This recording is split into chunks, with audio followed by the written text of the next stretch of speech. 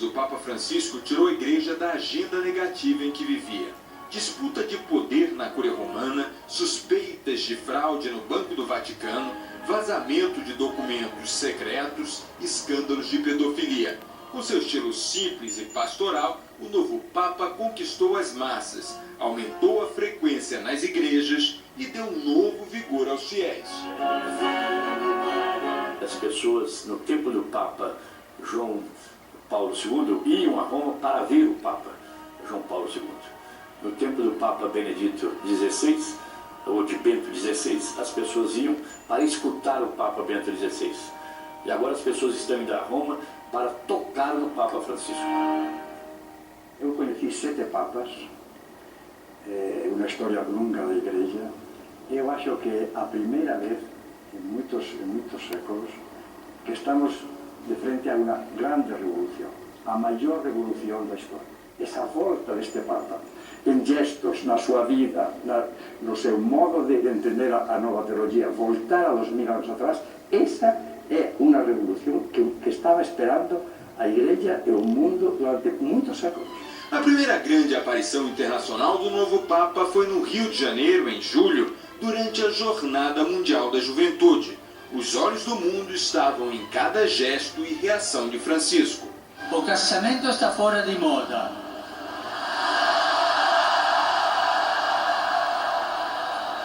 Está fora de moda? E foi durante a visita ao Brasil que o Papa concedeu a primeira entrevista exclusiva que foi ao ar aqui na Globo News. Na longa conversa que tive com o Papa, ele antecipou as principais diretrizes do pontificado, condenou o luxo e pregou uma igreja mais simples e acolhedora. Para mí es fundamental la cercanía de la iglesia. O sea, la iglesia es madre.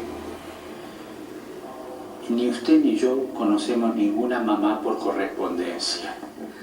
La mamá, cariño, toca, besa, ama. O secretário-geral da Conferência Nacional dos Bispos do Brasil, Dom Leonardo, reforça as palavras do Papa Francisco. Nós sentimos assim que nós temos que arregaçar mais as mangas, trabalhar mais, servir mais, sermos mais livres, estarmos mais presentes. Isso é um caminho que começa a se abrir diante de nós. Em outra longa entrevista, Francisco aprofundou o tema com novos recados para a igreja. Foram 3 encontros com o jesuíta italiano Antonio Spadaro. O resultado dessa conversa foi publicado em setembro na revista La Civiltà Católica. O que significa para a igreja ter o seu primeiro Papa jesuíta? Ho posto questa domanda a Papa Francesco. Cosa significa per lui essere Papa gesuita? E lui mi ha risposto dicendo che la spiritualità ignaziana è a fondamento della sua persona e in modo particolare il discernimento. Papa Francesco è una persona che incarna il discernimento in tutte le sue scelte, in tutta la sua vita. Quindi ogni decisione, ogni scelta è maturata alla luce di un processo di preghiera, di riflessione sui segni che lui vede nella storia.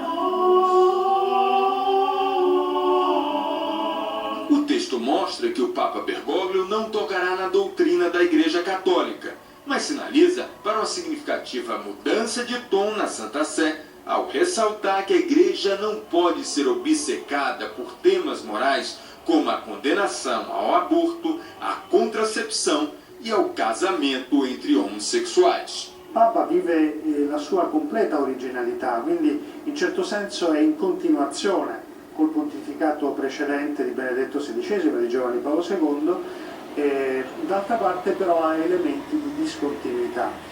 L'esperienza di Giovanni Paolo II è stata legata agli anni '80, all'espressione di una chiesa perseguitata dal comunismo. Benedetto XVI, papa tedesco, professore profondo, di grande spiritualità e quindi ha puntato molto all'interiorità. Ecco, Papa Francesco è espressione della chiesa latinoamericana che sente il bisogno di un nuovo annuncio del Vangelo, di un atteggiamento più pastorale e missionario. In questo senso sì, certamente c'è un cambio di tono, un cambio di timbro. Mesmo o Santo Padre tem falado sobre a necessidade de recebermos bem os homossexuais, né, que era um tema quase assim, meio, né, que ninguém gostava de tocar no assunto. Ele com toda a liberdade toca. Nossa, quem sou eu para julgar? Diz ele, quem sou eu para julgar? Se nós no Brasil já tínhamos uma atitude bem mais aberta. Com isso ele não está colocando em jogo nenhuma doutrina, nenhuma norma, mas está dizendo a norma primeiro é a norma do amor.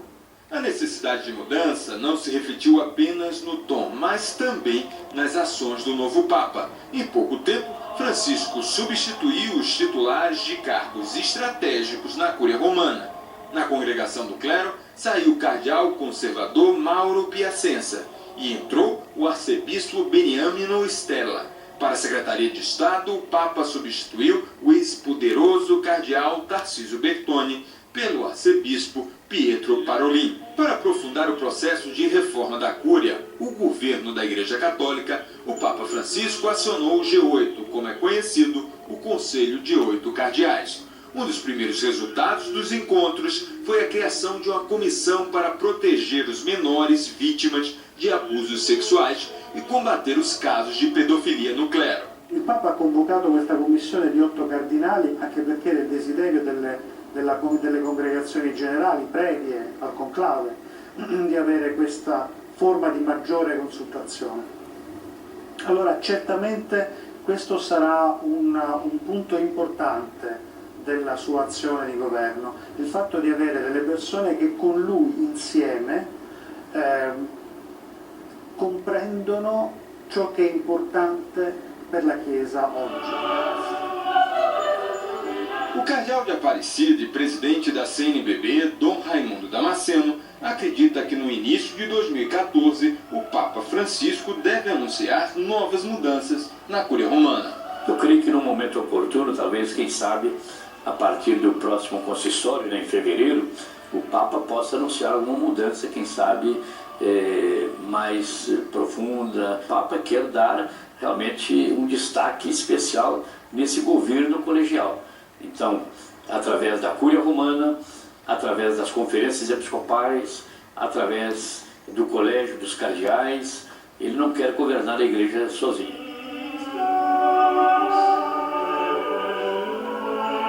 Além de levar a vida com extrema simplicidade, Francisco começou a cobrar o exemplo por parte dos integrantes da cúpula da igreja.